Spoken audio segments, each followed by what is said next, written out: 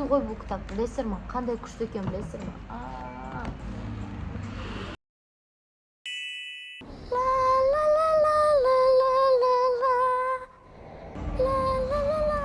Сәлем достар, менің есімім Жайнаш, мен кітап туралы айтатын болам. Бұл менің бірінші видеом. Және бірінші видеомды мен өзімнің кітапханамдағы ең жақсы көретін кітабымнан бастаймын. Бұл Аласталғандар. Кітапта бірінші болып басталатын дүние ол Фантина. Фантина дегенде ойыңызға бірінші болып не келеді? Менің ойыма қала келген. Бірақ өкініштісі, Фантина деген тағдыры өте ауыр, адал махаббатына алданған, тағдырдың ең бір тарам жолдарын кешіп өткен әйел. Бар болғаны 18 жасында Казета есімді қыздың анасы болып, оны Тенарделердің қолына, бауырына тастап кетеді. Бірақ өкінішке орай сондай бір сұмдық адамдар болады. Өз қыздарын сүйе тұра, өз қыздарына бар махаббатын бере тұра, біреудің қызына қастандық жасауға, тіпті оның өмірін бір тиын құрлы көрмей, қатыгез болуға шамасы жететін аналар болады. Бұл өте бір өкінішті жағдай, бірақ бұл табиғаттың заңы дейміз. Одан кейін кітаптың ішінде ең қатты ұнаған, яғни барлық философия сол бір кейіпкерден басталады. Бұл епископ. Біздің тілмен айтқанда шіркеудегі папалар ғой. Басты кейіпкеріміз Жан Вальжан. Мына жерлерге бір фотосын мүмкін қоярмын, монтаждай алсам. Жан Вальжан бұл бір бөлкен нан үшін 19 жыл каторгаға айдалады. Жан Вальжан үшін ұрлық бұл өмір сүру болды. Әрине ұрлық ол дұрыс емес, бірақ заман тудыратын адамдар болады. Яғни заманның әсерінен пайда болатын тағдырлар болады. Жан Вальжанның тағдыры сондай бір заманның әсері деуге келеді. Адам қоғамы оған тек жамандық жасаған. Жан Вальжан іштей түсінеді өзінің кінәлі емес екендігін, бұл оның кінәсі емес екендігін, ол өзінің ақ екендігін, ол өзінің нанды жоқшылықтан, ашаршылықтан ұрлағанын түсінеді, бірақ дәлелдей алмайды. Оның өмірінде үлкен бір жарық сәуле епископ болады.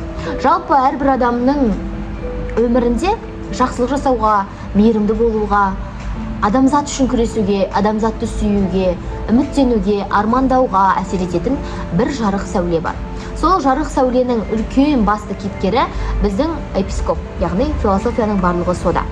Одан кейінгі сюжеттер бойынша Жан Вальжан тағы да сотталады. Неге? Өйткені оның соңынан енді бақытқа жете берген жерінде тағы да сен каторжниксің деген ат табылады. Яғни ол кезде қоғамда сары қағаз береді. Францияда каторжниктерге аса қауіпті қылмыскер қағазын береді, сары қағаз.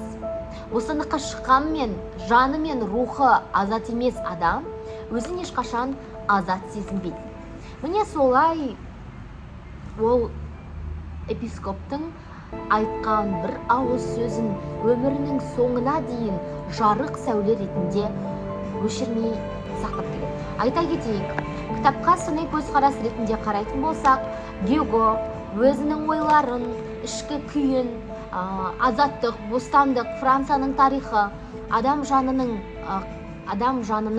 әділдік пен қатыгездіктің, әділдік пен әділетсіздіктің арасындағы соғысын, жамандық пен жақсылықты өте әдемі суреттеп жеткізген. Ең қызығы, бұл жерде махаббат оқиғасы да бар.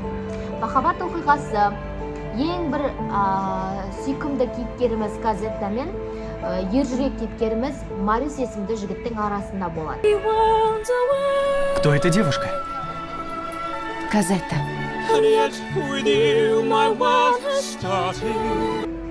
Бірақ ол екінші томда.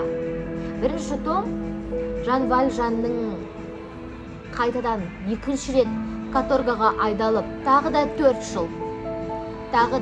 жыл каторгада болып, Фантинаға берген уәдесін орындаумен аяқталады. Бірақ мен сіздерге айтамын, бірінші бөлімде өте көп философиялық ойлар бар. Мен оның біразын жазып кетем. Қарасаңыздар, бұл жазба сағат 4 шамасында жазылыпты. Былай жазыппын: алданыш үмітті өлмеу үшін жағамыз. Алданыш үмітті өлмеу үшін жағамыз. Не деген күшті сөз айтатын болған мен? Вау! Сіз неге бұл кітапты оқуыңыз керек? Өйткені бұл кітап адамның жанында болып жатқан ішкі күйлерді ерекше жеткізеді. Бір жағынан адамның өмірінде жалпы өзі ғана білетін, өзі ғана өту керек, өзі ғана құтқара алатын бір кезеңдер болады. Бұл кітап сізді міндетті түрде құтқарады. Ол мені де құтқарды. Өйткені бұл кітапты оқу барысында мен не деген керемет ойларға ұшырастым, не деген керемет күйлерді кештім, жақсысы бар, жаманы бар. Жалпы бұл кітапта сызылмаған бет қалмаған. Оның үстіне кітаптың ішіндегі көзге көрінбейтін кейіпкерлер арқылы адам тағдырын, Париждегі, яғни біз барлығымыз жақсы көреміз ғой, Франция, ойбай Париж деп. Міне сол Париждің тарихын өте әдемі жеткізген. Бірінші кітап толығымен адам жаны, Құдайға жақындау, сенім, әділеттілік және ішкі күй, күрес. Осы туралы болатын болса, біздің екінші том нағыз шытырман махаббат оқиғасымен жалғасады. Екінші томда маған өте қатты ұнайтын кейіпкер ол Гаврош. Кішкентай ғана Гаврош, жетім, ата-анасының кім екенін білмейді. Бірақ соғыс жылдарында, яғни Наполеон Бонапартшылардың кезінде болатын көтерілістерде ең үлкен еңбек сіңірген осы Гаврош сияқтылар еді. Өйткені олар көшеде айқайлап өлең айтып, адам жандарын, яғни адам рухтарын оятады. Өлеңдері өте қызық, ұмытып тұрмын. Аласталғандардың екінші томы өте әдемі басталады.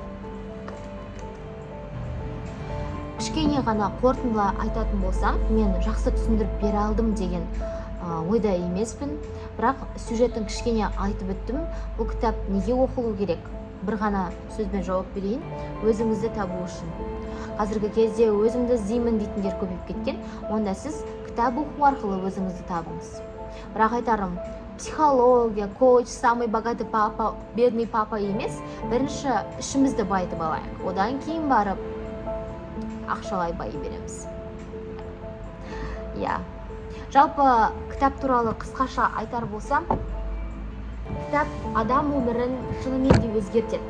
Адамның өмірі қай кезде өзгереді? Адамның өмірге деген көзқарас, санадағы ретсіз ойлардан арылған кезде, және адам өзіне лайық кітап тапқан кезде.